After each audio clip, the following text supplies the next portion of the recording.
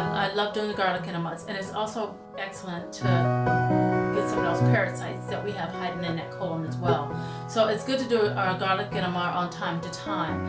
So I'm going to go ahead and show you how I get everything set up. I did another previous video, so if you want to go back and look at that, go ahead and do just that. So what I'm going to do is get garlic water. This is my garlic water that I have sitting overnight. So when I left this morning to take my daughter to school, I let it sit out so it wouldn't be so cold. So what I'm going to do is go ahead and turn the stove on. It's kind of on low. So what I'm going to do is I'm going to just pour this into here. You don't want any of the garlic in here, just the actual garlic water, just the water. And this is going to be sitting on the stove and it's going to heat up. And then I have some extra filtered water that I'm going to actually pour in here to kind of dilute it some. And it smells really good. If you love the smell of garlic, it smells good. Now, there's nothing wrong with doing that. Sometimes I take the garlic cloves like these.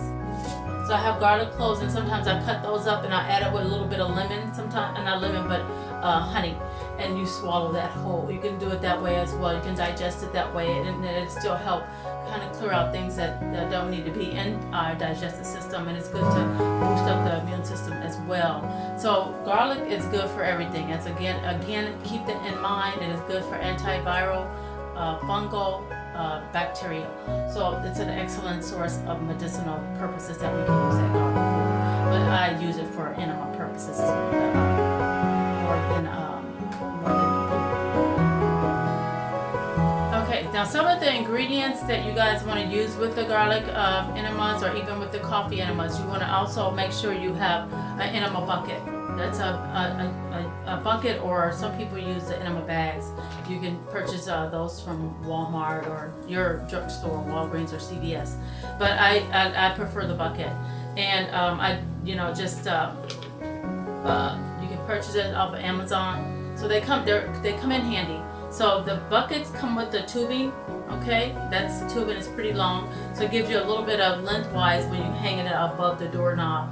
If I was in my office, I would hang it on my IV pole, and that way it'll give you plenty of room to insert and actually have room for this to flow with gravity. So you want to hang it on a doorknob in the bathroom where you're gonna be, and where I'm gonna be is laying down on the floor. And just in a comfortable position. You want to be in a fetal position when you get ready to insert the tubing. So this is the end that you will be inserting into the rectum. Okay, and what I tell most of my clients that want to start doing them at home is to do a measurement with the finger size. Like you take your finger and put the tubing along the side of your finger and you line it up. Okay, and go ahead and lubricate, that length, so you can go ahead and hold it to about right in there. If you're measuring it, that'll be 1, 2, 3, 4, 5, about 6 inches, okay? But you're going to insert about 4 inches into the rectum, okay? So no more than that. Okay. So this is the enema bucket. It has a clamp on it as well, so you'll be clamping that so it don't leak. So when you get ready to start to release, you want to release a little bit before you start to get any air bubbles that's in there out. So first you're going to go ahead and do that.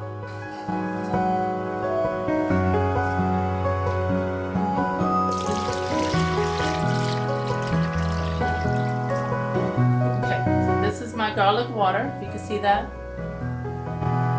Turn the stove off. Make sure you turn the stove off when you're done, and go ahead and get ready. So I'm gonna go ahead and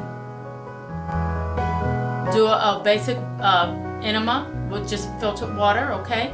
And then after my enema, I'm going to do my garlic enema, okay? So I'm going to go ahead and get ready to do my garlic enema, and I will come back with you with the results on how things are. Now remember, it's an antifungal, bacterial, viral type enema. This is going to be a really powerful enema. You only can hold it no more than 10 to 12 minutes. If you can hold it, if you can't hold it longer than that, it's okay, not a biggie. But you're going to still get the medicinal purposes from this actual enema. So if you're feeling sick or you're feeling like, you know, your body's, you can tell when you're not feeling well. So when you're feeling like that, go ahead and start doing your garlic enemas, your coffee enemas, or a colon cleanse, and get things moving in that colon that's kind of stagnant there, because that's what's happening. There's things in our colon that don't move around like it should be. We might not move around, might not exercise, we might not be eating right. This is why we need to have those the colon cleansings every so often. Okay, guys.